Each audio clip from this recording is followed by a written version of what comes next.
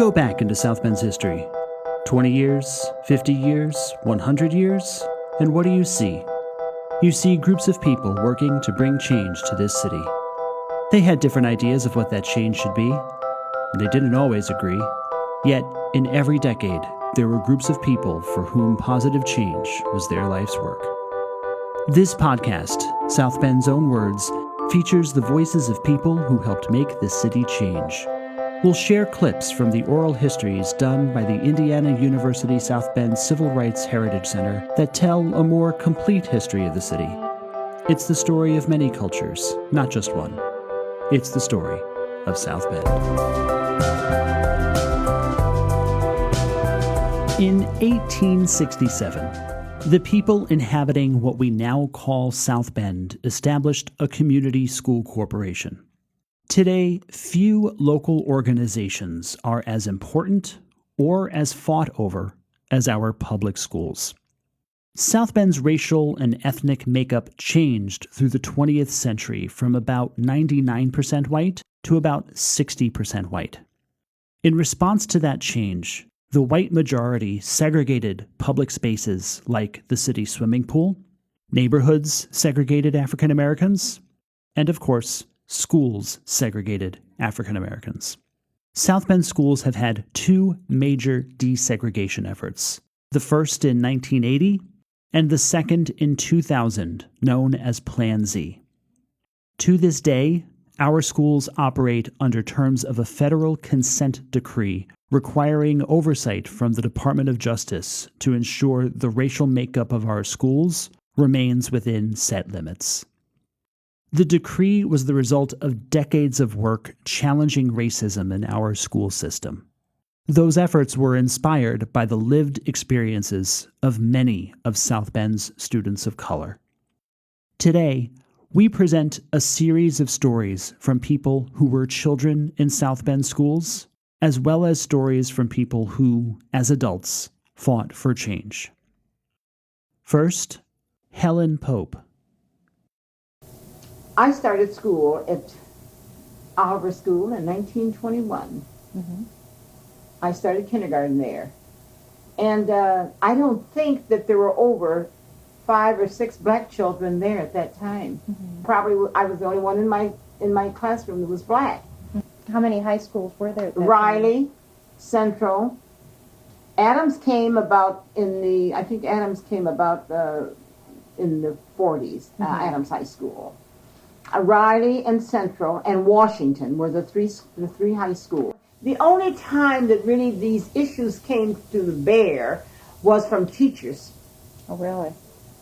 And how did that manifest? The teachers made it known to us, at least to me, when I was, and I had several tell me the same thing. There was one counselor down there that always felt that black children would not be able to go to college.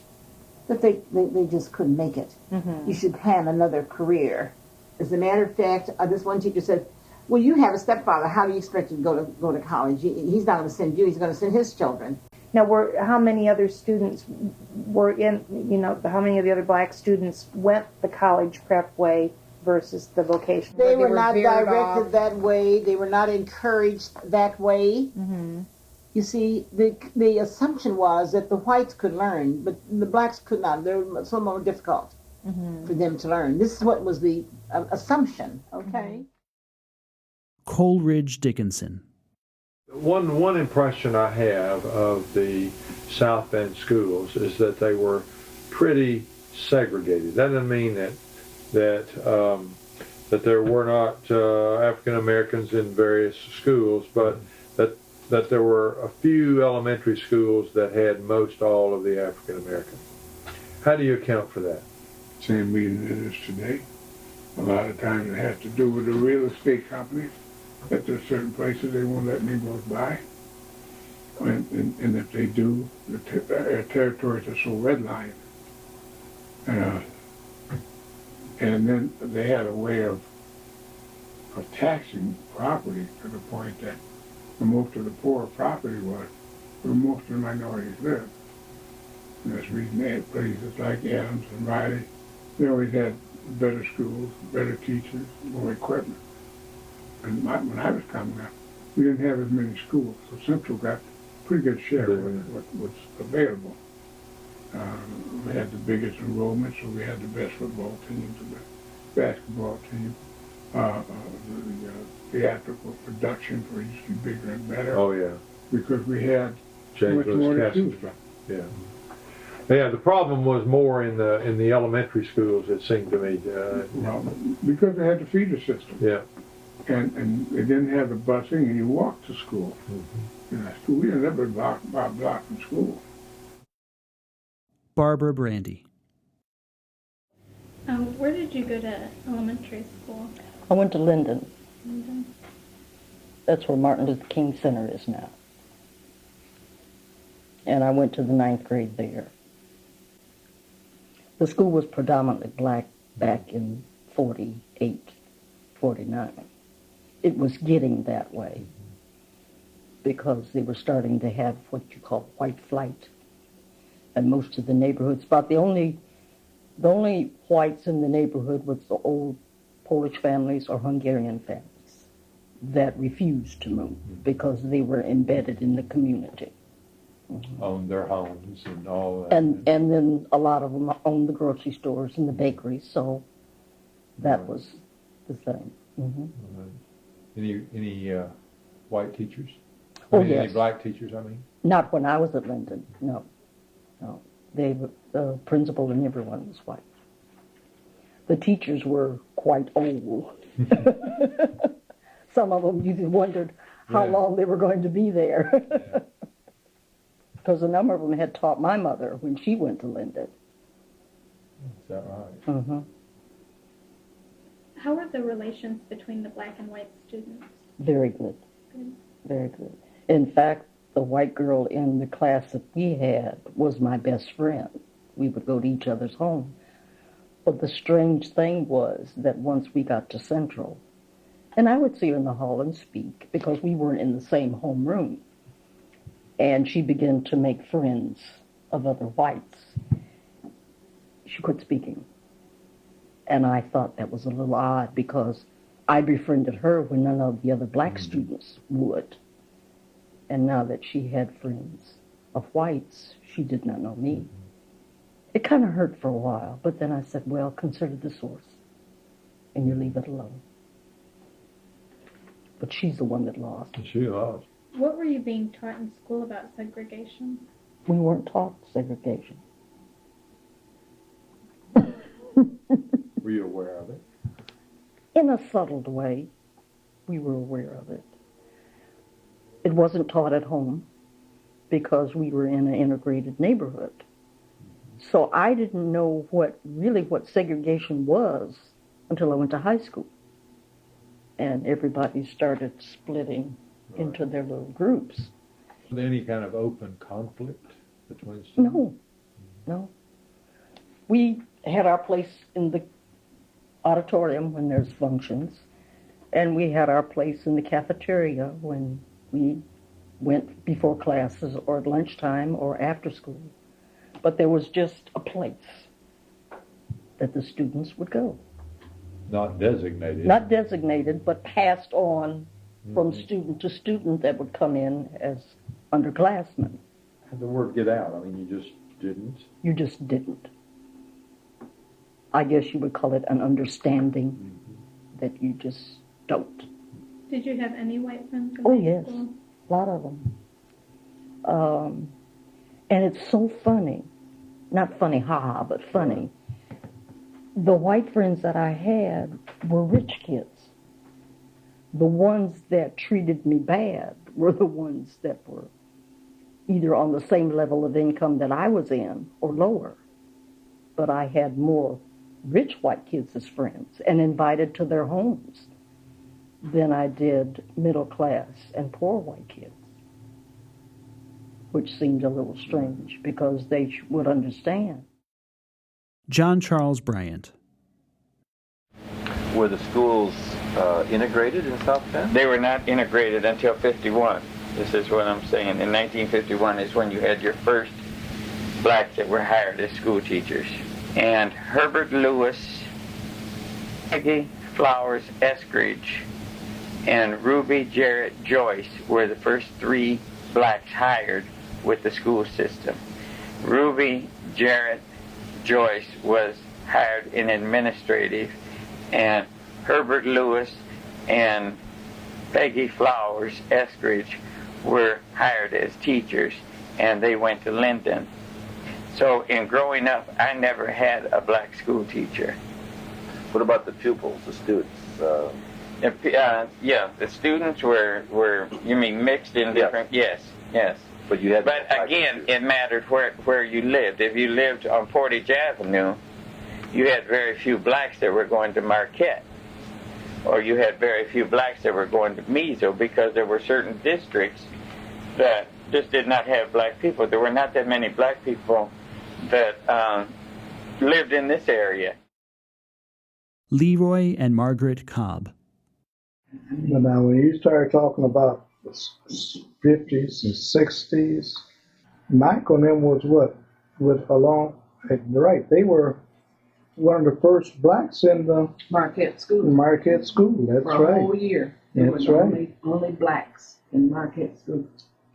And And they didn't want them down there. No, and the fact we had to have a group of black parents go to measles school there. Remember that? Mm-hmm. Oh yes. You talk to the principal and the teachers. Oh yes, they had prejudiced teachers there. I mean, they were prejudiced. Whoa. But when y'all went down there, I'm glad I didn't go, because I probably lost my cool. We took Val Jean Dickinson. Right, he was the state representative. Right. Val Jess Dickinson's son, right. And he Right. went with us. They had a meeting down there, right. And what happened was, it's just like this, the school city, they knew they had prejudiced teachers, but what they do, they just shove them around from one place to another. It was hard to get rid of them, really. See. If they had a problem. And it's still that way, right? There's no doubt about that. What was the incident that caused this group of people? One of the teachers had a habit of Right. telling the black kids when they would act up, now you're showing your colors. And they were offended by it. And so we just went down to ask her what she meant. And did she ever use this term with the white children? And she said, well, no, but I didn't mean it. I didn't mean it like it sounded. I just meant that's just a term I use. You're showing your colors. Well, quite naturally, a person of color was going to take it, the wrong way. And it wasn't just one child. That's why you had a group of parents go there. It was she would do that all the time. I never will forget it. There were other incidents that didn't involve my children, and I don't know what they were, but there was some rumblings down there about a lot of racism. But that was one incident that I was in on, because she had told my child that, we had the same thing at Marquette. We had the same thing at Marquette when Johnny was there, and the little, the little paper boy had accused somebody of stealing his paper money. He was, how they used to go from house to house with kids. And he had accused someone of stealing his money. And so they pulled my son out of class 3 times. And he said, he didn't tell me until the 3rd time. And he said, Mom, they keep taking me to the office. And I said, for what? And he said, he knew the little boy, I don't know, Timmy, I'll say, said that someone stole his paper route money. And so I went down there and I talked to the principal, and he said, oh, we're so sorry. Well, he was describing your son and blah, blah, blah. And the police even came down there. And so he said he was describing the little boy. And he said, well, he had red hair and he was black, but he was real light. And I said, does he look like he fits this description? I was talking to the police officer. I said, does he look like he fits this description? Red hair and light complected? I said, in our race, light complected is light complected. I said, this child has got black hair and his skin is black.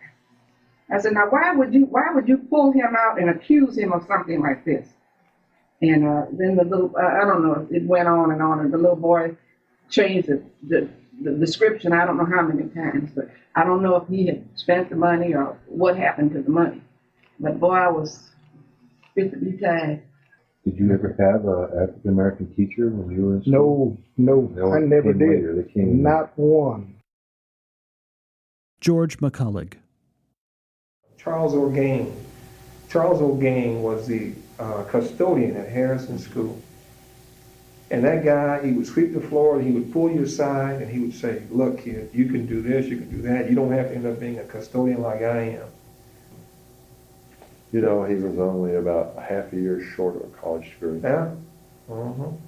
Then along came Hollis Hughes Sr. When we got to Washington High School. Hollis Hughes Sr. was a custodian. And he would put us in, his family ran the funeral home. And they had the family car, this long limousine. He would put us in the limousine and take us to basketball games around the state. And he would talk about how you can be successful and go to college and stay in school and get your grades. We had some key people. Then along came Charles Martin. Yeah.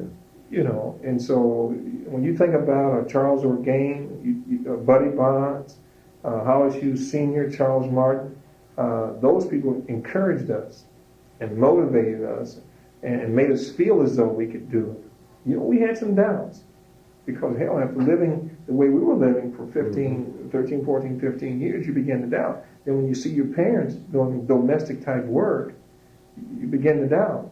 But then I would always go to bed at night and say, I'm going to make it. Okay. Harrison was a fairly integrated school? At the time, yes. Yeah. Between the hours of 8 and 3. What's that mean? That means that back in the 50s and early 60s, when you lived in LaSalle Park or the Beck Lake area, you were not allowed to cross Western Avenue in the evening hours unless you were going to the grocery store. People would, the whites would see you across Western after hours, after dark. They would throw rocks at you and bottles and curse and all types of things. We lived on the north side of Western Avenue, and Harrison was located on the south side of Western Avenue. And that was a dividing line between the whites and the blacks in the LaSalle Park area. I think what happened was there was a lot of frustration in the LaSalle Park area because we knew that we were being ignored totally as a neighborhood, as a race of people. We all attended Harrison School, and we knew that we were getting handed down books from Pearlie. You would read the side of the book, it would say Pearlie. You open it up on the inside, and the book would be 10, 15, 20 years old, and we knew that Pearlie was getting new books because our teachers would tell us we were getting handed down books. Where were the official counselors? You're getting your counseling from these They were not there. unofficial sources. They did not service African Americans. My counselor, I'm not going to mention his name, I still remember his name, I can see his face. He told me that I was not college material. That's what he was telling me. And at the time he said, you've been all working at Bendix, Rayco, Torrington. Those are all the factories that existed in the LaSalle Park area that most people worked at. But on the other hand, we had people like Hollis Hughes Sr., Charles Orgain, Buddy Bonds, until Charles Martin came along. They're telling us we can, and we can be successful. And then when Charles came back from Ball State, a guy from the West Side, graduated from Ball State, whoa. Yeah. George Hill. At Washington, did you have a counselor or anything? Anybody there at the high school? Yeah, well, Washington, yeah. You see, that's the advantage of being a basketball star. Yeah, I was treated real good. Because you played ball better than they did. Yeah, see, made me treat me better than the white boy. William Hojnacki. Went to South Bend Central High School. At the time, South Bend was an 8 high school system. Okay. 8 high schools. 8 high schools, yeah. Adams, Washington Central, Clay, LaSalle, Jackson, and North Liberty. The way it broke out then, okay, and I heaven forbid, I should judge the school board back in the 1960s, but they built LaSalle, and we had, it was the front end of the baby boom generation, okay, that was the highest enrollment that schools around the country had. When I graduated from Western Michigan in 1966, they would publish these lists of teaching vacancies that were everywhere in the country. I mean, there was a huge teacher shortage. So what you had a central high school that was, if it wasn't predominantly black, it was very close to being predominantly black, relatively small enrollment. You know, very large minority enrollment at Washington, very large minority enrollment at Riley. Adams had a few, but these were the East Side black kids. These were the middle class black kids from Chalfont Heights in that area along Eddy Street. You had none at Clay.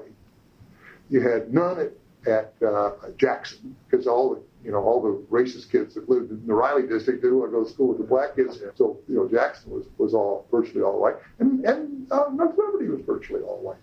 And so you had different dynamics in each of the high schools. And where the most tension was at Washington and Riley and Central. What I saw at the time was that there was a huge problem in the high schools. I didn't realize it when I was a student. I didn't realize it even when I was teaching. But when I got outside and I saw what was going on, I mean, there was overt racism on the part of the administrations. Okay, as these black teachers would rise to prominence, they would get rid of them or deny them promotions. So many of them left. So there was just not only no encouragement for these young teachers but there was clear discouragement. So they would get the worst assignments with the worst kids, and we had tracking systems. So you had, like you do now, advanced placement and average and below average, and these teachers would always get the lower. They had the hardest job. As best you recall these issues to the sit-ins, why did they put, or whose request was it to put armed security guards in the high school? I mean, again, the principal view was, well, we're not going to discriminate against anybody, but we're also not going to have any incidents on our property. And so, to the extent that they felt that you had visible force present that was going to discourage these kids from taking the actions that many of them did take. So they wanted to be fair and they wanted to be even-handed, but at the same time, their job was to protect public safety, and to the extent that they're going to use force to do that, they would do so. And I think there was a lot of. I think the commission was a big help in that respect, and that what you can't do is beat kids' heads. This isn't Montgomery. We're not going to do that. And so we'll provide as much visible security as we can, and try to discourage kids from doing these things. But we're not going to, we're not going to go too far, But they beat some kids up from time to time and send them to jail. And there was a lot of, and this is typical to have a lot of, say, armed guards or police officers. They do. Oh, yeah, they did. Yeah. I think to a degree it probably worked.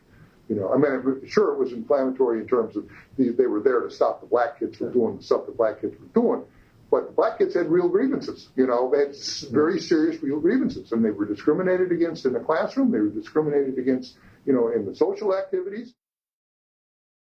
Dale Gibson. Do you recall what that sit-in was? What prompted that sit-in at the? That sit-in was prompted by the action of a off-duty police officer / security guard at Washington High School, who, as we understood it, roughed up a student who didn't have his shirt tail tucked in. And he roughed up a black student. It was a black student, yes. Right. So you had a sit-in at the administration building. What do you remember the outcome of that? Well, eventually the police came and told everybody to leave, and when everybody didn't leave, they started arresting. There were a lot of people arrested that night. I can't say exactly how many, but I think it would be between 50 and 100. Federico Rodriguez. I graduated our school that we went to. Nobody seems to know about it, and there was a paper article on it. Used to be called J. Elmer Peak School. It used to be right off of Locust Road, 23 and Locust, where Locust was? Yep. Olive turns to Locust. Uh-huh. There used to be, now there's a bunch of homes to the east side of the road. But back then, it was all wooded area there. And there used to be a lonely brick building out there, 2 rooms, 2 teachers, and 1 janitor. But the weird thing about it is that every Hispanic kid in the farms, which is Mathis, George Dodds, and Martins. All the kids who used to be bused into the school. There was a total of about maybe 30 to a classroom, about 90 to a class, about 200 kids total we used to go. 200, 210 kids. And basically you had first, second, and third. 2 rows of first graders, 2 rows of second graders, 2 rows of third graders. And the teacher used to alternate, 20 minutes for you, 20 minutes for you, 20 minutes for you, and just boom, boom, boom, all day long. But it's a one-story building. 2 rooms, 2 classrooms, 2 bathrooms, male and female bathrooms, and 1 tiny office for the principal, which was the 4th grade teacher, the 6th grade teacher, and an office for the janitor for his maintenance equipment. And it's kind of funny because the way they controlled us was because of the building was surrounded by woods. And then teachers were smart, they scared us. They used to tell us that if we went beyond the woods, that there was crazy people on the other side in the wooded area that we would get, kidnapped. Right? So they put fear in us to try not to. I mean, we had freedom of the whole yard area of the school, but don't go past the wooded area because, they used to scare us with the wild animal stories, snakes and Indians that they ate people, Controlled us. Nobody ever ran into the woods or tried to run away from school. And you said the school population was exclusively Hispanic? Put it this way, it wasn't exclusively Hispanic. It was mainly, the school was made up of mainly 90% Hispanics. Okay. Because the few Anglos that did go there, we didn't have no African Americans, but the few Anglos that did went there, they were, I guess, as the bus was driving all of us to school, these kids were in the way, along Prairie Avenue, going, because we used to go Mayflower to Prairie to Locust to the school. So then where the casino is now, there used to be some homes in that area, about like maybe 5 to 10 homes that had children there also. And those are the ones we used to pick up. There was, give or take, about maybe 10 to 15 Anglo kids. The rest were Hispanics. And both 4th, 5th, and 6th, same amount. But the teachers did not speak Spanish. Correct. And the teachers were all Anglo. Correct. And that was hell for specifically me because, I mean, how do I tell the teacher that I have to go number 1 at the, and I would stand up and she says, what? None of us knew English. So how do you tell a teacher that you have to go to the bathroom? That little simple shore was, and I went to Jackson High School for 1 day. I didn't like it because Jackson back then was red, yellow, and green type of school. What does that mean? Red, you're in session. Yellow, transfer from room to room. Green, go. So when it turned yellow, it's like you got like 2 minutes to get to your seat. And the green means you change classes. But the thing is, you had to look at the walls to see what colors were up. There were lights in each room that were yellow, red, and green, and then when it changed... Instead of a clock, you had lights. Red, yellow, and green. And when the light turned yellow in the classroom, that means you had 5 minutes before you changed up to the next class. And when the light turned green in the classroom, go to the next class. And then in the hallway, you had the same thing. You had lights. And as you walk in, and if the light turns yellow, you better hurry up and get to class because you got a couple minutes. So once you got into the classroom, when the light turned red, you're in session. Glenda Ray Hernandez. What would you say is the difference between South Bend of the 1970s and South Bend of the new century? 30 years of history there. Right. What changes have you seen? In 1981 was the school desegregation, which finally came along, and now, of course, we're fighting some of those battles all over again, which looks to many of us like they're trying to resegregate rather than continue desegregation. It really feels like, not only in South Bend, but, in the whole country, that ever since the early 80s, the pendulum's been swinging back, and it's like they're trying to reverse a lot of the progress that was made in the 60s and 70s. That with various court decisions and, policies from the federal government and so on, that they're really trying to reverse it and take away a lot of those rights. And it's kind of a scary time right now. South Bend's Own Words was created by Kevin Tidmarsh and me, George Garner. This episode was produced by Donald Brittain from the Ernestine M. Raclin School of the Arts at IU South Bend, and by me through the Civil Rights Heritage Center. Visit us and learn how IU South Bend students inspired the transformation of a once segregated South Bend swimming pool. We give guided tours and offer public events that show how the history of oppression echoes through the city today. See and hear more history, plan your visit, or share your thoughts about this episode, all at crhc.iusb.edu.